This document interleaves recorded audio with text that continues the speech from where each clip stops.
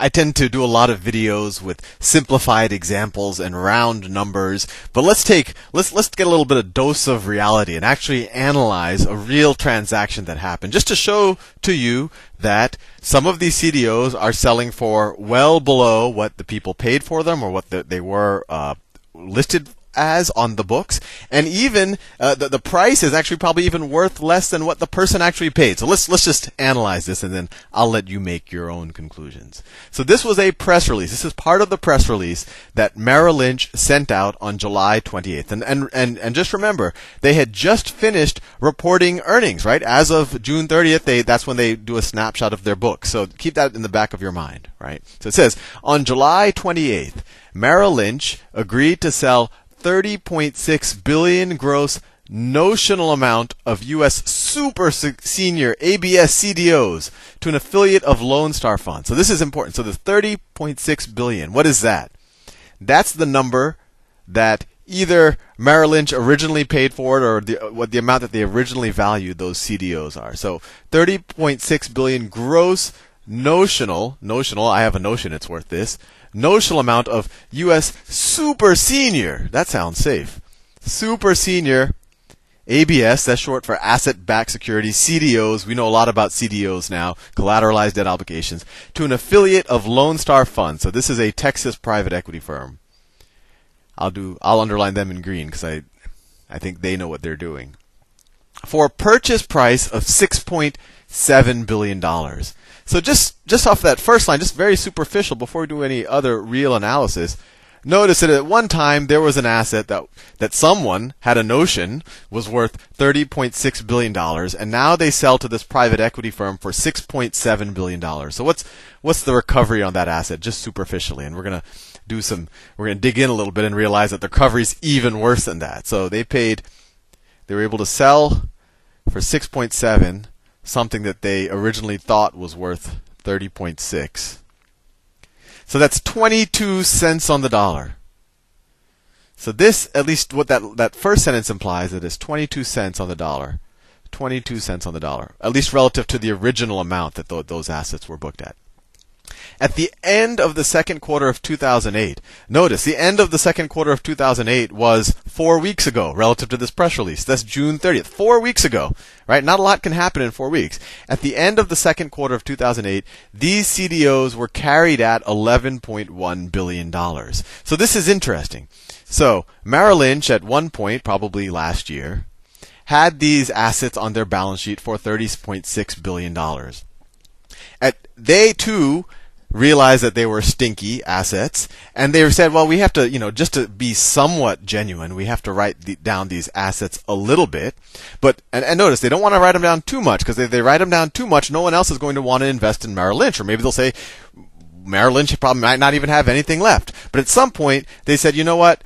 We'll be pseudo-honest with the market, and these things that were worth $30.6 billion, we're going to write them down to $11.1 billion. So they must have taken, if they did that in one period, I don't know how many periods it took them to realize that this $30.6 billion asset was really worth 11.1.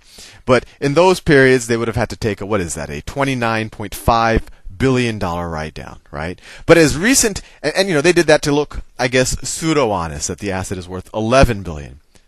But they valued it at $11 billion, and then 4 weeks later, they sell it for $6.7 billion. So whatever was on their books as far as this asset is concerned, whatever was on their books on July 1 or on June 30th, what are they getting recovery relative to that? They're getting $6.7 billion for something that just 4 weeks ago. Not a lot can happen in 4 weeks. Whoops.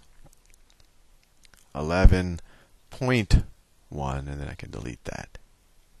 So they got 60 cents on the dollar relative to what was on their books as of June 30th, right? So it's a 60 cent recovery relative to what they thought it was worth only 4 weeks ago. And then they say, and in connection with the sale, Merrill Lynch will record a write down. Essentially, now we sold this thing, so now we have to essentially come to terms with reality. And so they recorded a write down of $4.4 billion pre-tax. And what's 4.4? That's the difference between what they thought it was worth, between the 11.1 billion and what it ended up being worth, or 6.7 billion. Now this is This now, what's interesting here is that's not the end of the bad news. You might think that's bad enough. They were only able to get 22 cents on the dollar for something that they originally valued at 30.6, or what 4 weeks ago they valued at 11.1 billion, right? And I don't think they got a lot more information. I think they just put that 11.1 billion down on June 30th just because it was probably a convenient number, enough of a write down to make it look like you're writing things down, but not so much of a write down to scare people too much.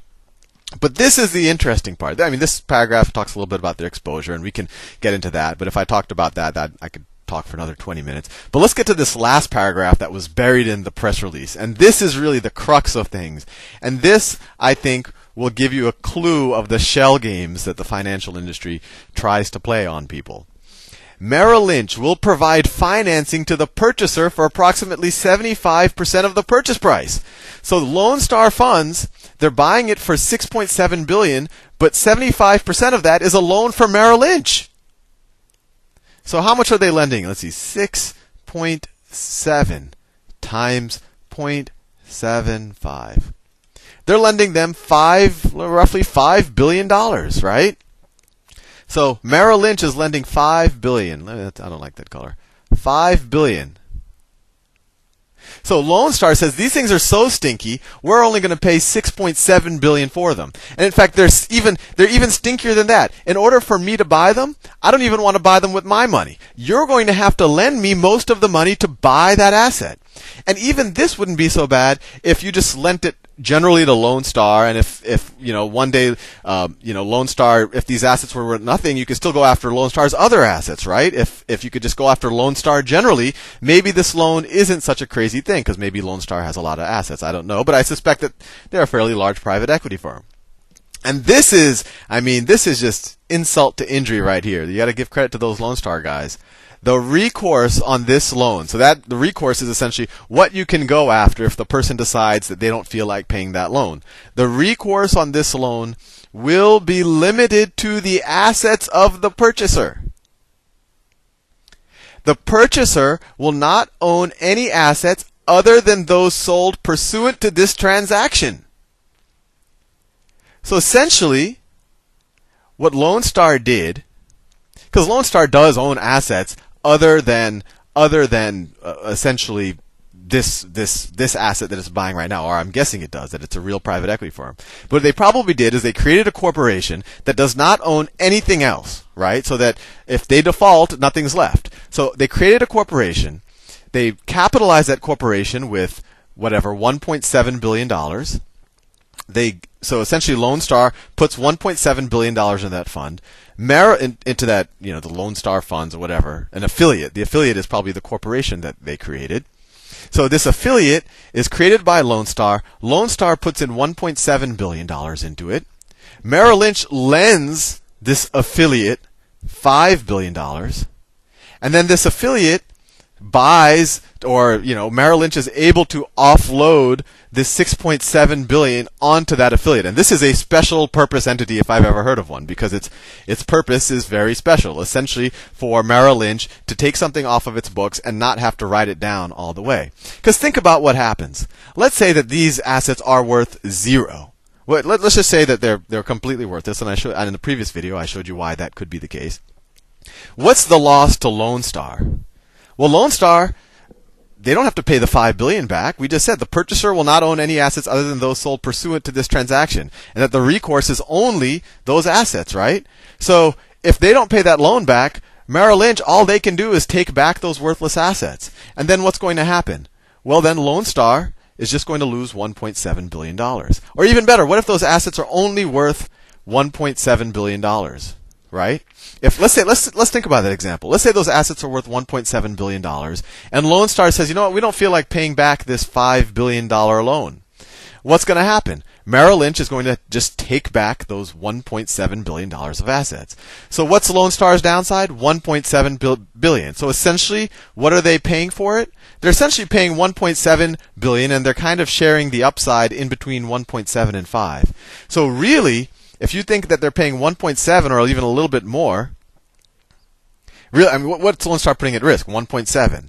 So 1.7 billion divided by, what was the original notional value of this asset?